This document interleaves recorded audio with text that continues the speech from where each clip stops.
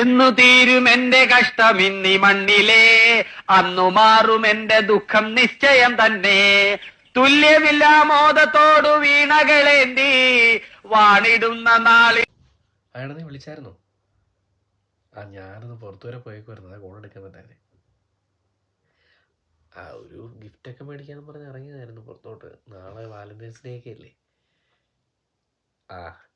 പ്രത്യേകിച്ച് ഗിഫ്റ്റൊന്നും മേടിക്കണ്ടെന്ന് വിചാരിച്ച, പക്ഷേ കുറച്ച് നാളായിട്ടുള്ള എൻ്റെ ചില സാഹചര്യങ്ങൾ കൊണ്ട് ഒരു ഗിഫ്റ്റ് മേടിച്ചു കൊടുക്കേണ്ടത് വളരെ അത്യാവശ്യമാണെന്ന് എനിക്ക് തോന്നിയതാ.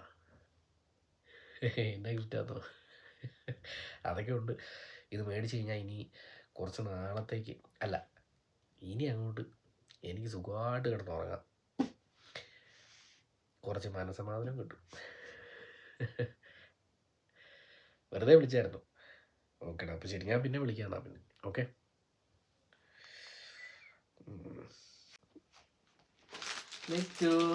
Happy Valentine's day.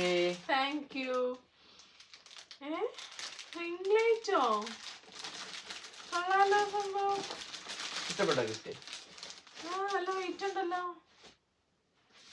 ഞാനൊന്നും വാങ്ങിച്ചില്ലല്ലോടാ. നമുക്ക് കിട്ടുന്ന മനസ്സമാധാനമാണ് ഏറ്റവും വലിയ ഗിഫ്റ്റ്. അല്ല, എന്നാ പറഞ്ഞേ? അല്ല, ഞാൻ പറയുമായിരുന്നു എൻ്റെ ഭാര്യയുടെ മുഖത്തുള്ള ഈ ചിരിയാണ് എൻ്റെ ഏറ്റവും വലിയ ഗിഫ്റ്റ് എന്ന്. എന്നാലും എനിക്ക് ഇഷ്ടപ്പെട്ടു കേട്ടോ.